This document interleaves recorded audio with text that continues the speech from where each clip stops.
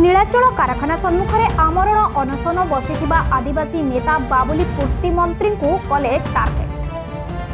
नीलाचल कारखाना सम्मुख में कारखाना विस्थापित माने आमरण अनशन 24 दिन बसिथिबा बेले गत 3 दिन हेब आदिवासी नेता बाबुली पूर्ति और साथी माने आमरण अनशन रे बसिछंती, जहाकु नै स्थानीय प्रशासन सहित सुकिंदा विधायक को टार्गेट करिछंती।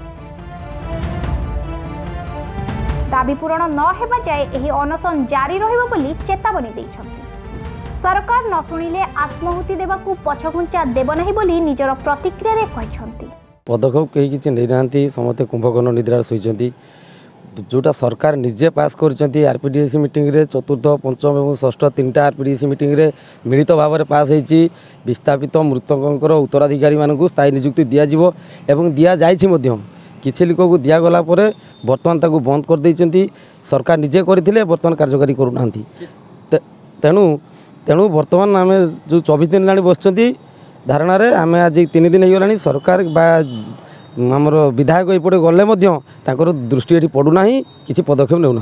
हाँ कही आम ये देखी न्यूज को देखी आ तार जो फलटा ये तो आप देखु चाकरी ता पछरे गोड़ौची कि चाकरी पछरे आम गोड़ौचु।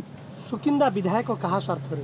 सुकिंदा विधायक किसी पुंजीपति शिल्पपति मान स्वार्थ। आगो को इलेक्शन जदि पूर्व आम समाधान न हुए ताले संपूर्ण सुकिंदा रे आदिवासी माने भोट वर्जन करू। माने हेलानी फेब्रुआरी 9 तारिख रो आज की हेलानी 24 दिन हेलानी बसिले।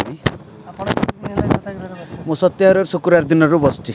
आज की 3 दिन हेलानी मु सत्याग्रह रे बसची। नहीं एपर्यंत कौन सी प्रशासन की एटिकार स्थानीय विधायक पूरा घोर निद्रा रे सोईचंती।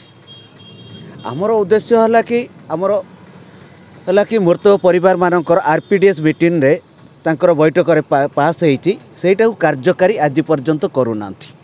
कहा चाप रे ये तो वर्तमान तो देखा गले तो वर्तमान एडीएम आउ विधायक वर्तमान कंपनी मानक चापरे घोर निद्रा रे सोईचंती।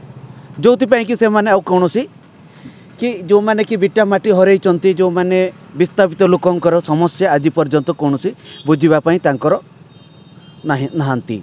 जोथि कि आज हेलानी 24 दिन हेलानी ए राजरास्ता रे ए रास्ता रे विस्थापित लोक सोईचंती। या परे जो पदक्षेप नौचु जोथि कि एतिपाई जो पदक्षेप नब जहाँ अघटना घटव से राज्य सरकार एवं जिला प्रशासन दायी रे। 24 दिन हेलाने आम एठी अच्छु धारणा रे दिन राति 24 दिन पड़ी रही जे एठिकार विधायक आम पई केही किछि पदक्षेप नौ नाहंती।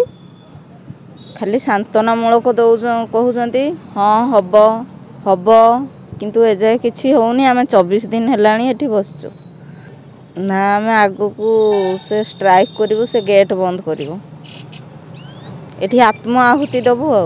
से आत्महुति देले से असुविधा सम्मुखीन में दायी किए हम कंपनी एठिकार विधायक आउ